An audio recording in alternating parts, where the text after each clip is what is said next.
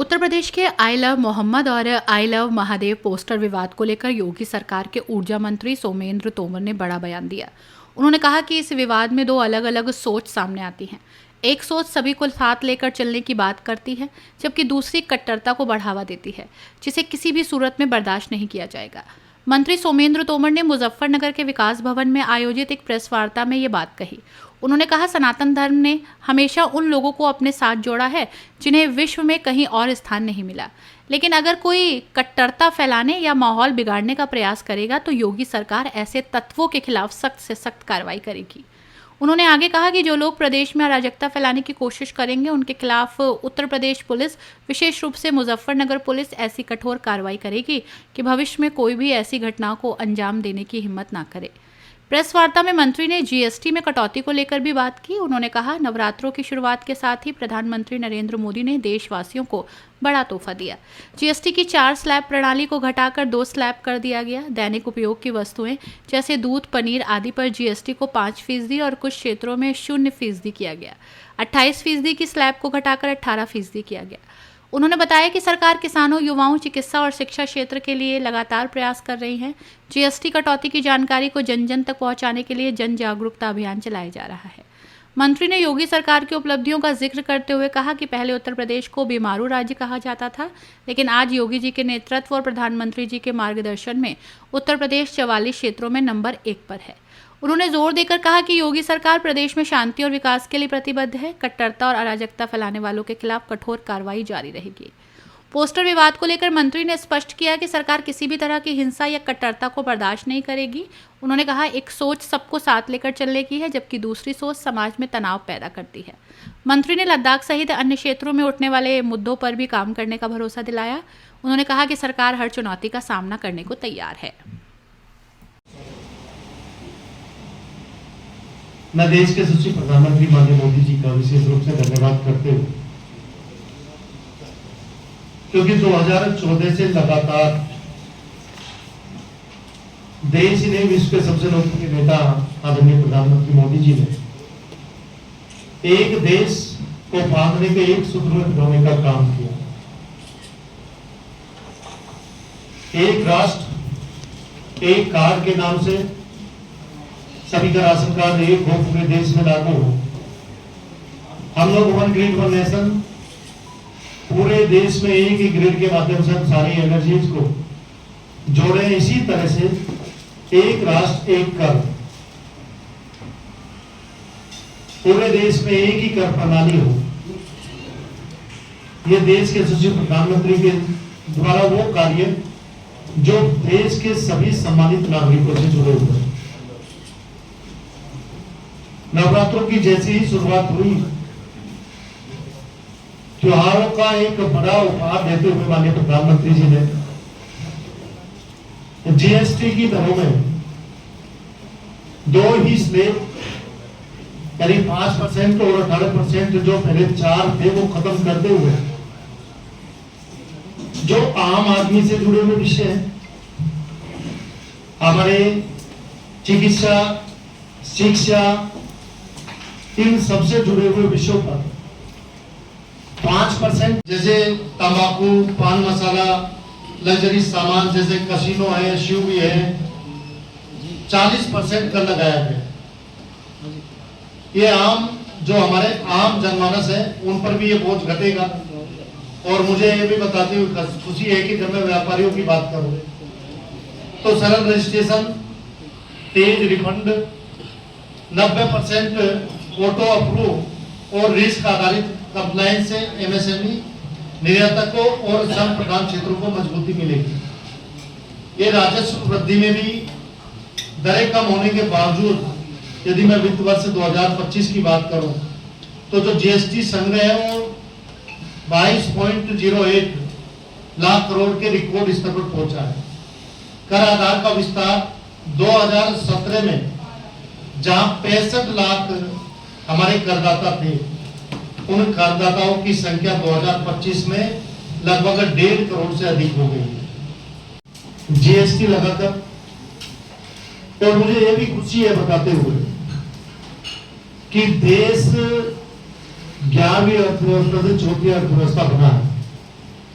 और हमारा देश लगातार आर्थिक रूप से मजबूत हो रहा है। और आप देख रहे हैं कि राष्ट्रीय स्तर पर जो बौखलाहट दिखाई दे रही है, लेकिन उन टैरिफों का जवाब भी हमारी सरकार ने बड़े सटीक तरीके से तो उत्तर प्रदेश भी आज देश की दूसरी अर्थव्यवस्था बना है। ये 2 करोड़ की जो तरलता है, यानी 4 स्तरीय व्यवस्था हटाकर सिर्फ 5% और 18% कर दी गई। इससे श्रम, कानूनी झंझट और टैक्स भरने की मुश्किलें कम होंगी। हमारे देश के सभी सम्मानित नागरिकों को जैसे दूध, पनीर, शैम्पू, टूथपेस्ट, साबुन, साइकिल और बच्चों के सामान जैसे घरेलू सामान पर अब सिर्फ 5% या 0 कर लगेगा। इससे रोजमर्रा के खर्चे कम होंगे। और यदि मैं अन्नदाता की बात करूं, मैं किसानों की बात करूं, ट्रैक्टर, टायर, कीटनाशक और सिंचाई उपकरण पर कर घटाकर 5% कर दिया गया है। इससे खेती की लागत कम होगी और ग्रामीण भारत को सीधा लाभ मिलेगा। हम लोग जब चिकित्सा क्षेत्र की बात करें, स्वास्थ्य क्रांति की बात करें, तो देश के यशस्वी प्रधानमंत्री ने आयुष्मान कार्ड योजना के माध्यम से और व्यक्तिगत जीवन और स्वास्थ्य बीमा पर जीएसटी पूरी तरह से हटा दिया गया है। दवाइयां, ऑक्सीजन और जांच किट पर कर में बड़ी कटौती की गई है ताकि इलाज सभी के लिए सस्ता हो सके। गाड़ियों और वाहनों में भारी छूट, गाड़ी और बाइक पर जीएसटी 28% से घटाकर। देखिए, आज हम लोग के लिए बड़ा हर्ष का विषय है। जैसी नवरात्रों की शुरुआत हुई, देश के यशस्वी प्रधानमंत्री माननीय मोदी जी के द्वारा देश के सभी सम्मानित नागरिकों के लिए एक बड़ा उपहार देते हुए जो 4 कर प्रणाली थी, उनमें 2 स्लैब बनाकर चिकित्सा का क्षेत्र और शिक्षा का क्षेत्र, जो दैनिक उपयोग के हमारा दूध है, पनीर है, इन तरह की चीजों पर 5% और किन क्षेत्रों में वो 0% भी करने का काम किया गया। किसानों के लिए भी, युवाओं के लिए, चिकित्सा और शिक्षा की हम लोग बात करें, सरकार लगातार प्रयास कर रही है। और 5% और 18% जो स्लैब किया गया है, 28% से 18% किया गया है। लेकिन कुछ क्षेत्र ऐसे हैं जो विषय उसमें आते हैं, जैसे कैसीनो रही है, उन पर 40% तक भी करने का प्रयास किया है। पार्टी के द्वारा, सरकार के द्वारा धीरे धीरे ये सारी डिटेल्स नीचे ग्राउंड लेवल तक पहुंचे, जागरूकता अभियान भी चलाया जा रहा है और व्यापारियों के बीच में जाकर इस तरह के आयोजन भी किए जा रहे हैं। मंत्री जी, आई लव मोहम्मद को लेकर विवाद हो रहा है, तो कहीं आई लव मोहम्मद के पोस्टर, तो कहीं आई लव महादेव के पोस्टर लगाए जा रहे हैं, उसको लेकर क्या कहेंगे आप? क्योंकि जिस तरह मोबाइल में देखिए, अंतर है दोनों सोच में। यदि मैं संस्कृति की बात करूं, संस्कारों की बात करें, तो जब सनातनी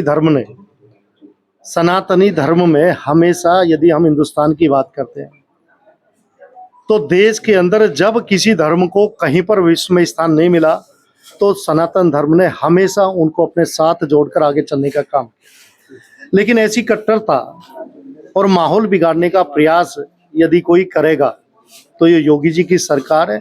अराजकता फैलाने वालों पर सख्त से सख्त कार्रवाई की जाएगी। प्रमोद किस्म है जो उन्होंने कहा है योगी जी अर्जुन है, इस पर आप क्या कहेंगे? देखिए, वो उनका व्यक्तिगत विचार है, लेकिन मैं कह सकता हूं कि अर्जुन ही नहीं, योगी जी सनातन धर्म और प्रदेश को आगे बढ़ाने के लिए जो लोग किसी भी तरह से प्रदेश को डिस्टर्ब करना चाहते हैं, उनके लिए वो कई भूमिकाओं में कार्रवाई कर रहे हैं। मंत्री जी, मुजफ्फरनगर में आई लव मोहम्मद के जो स्टिकर छप रहे थे, वो भी पकड़े गए, क्या कहेंगे? यहाँ भी कोई किसी घटना को अंजाम दे रहे?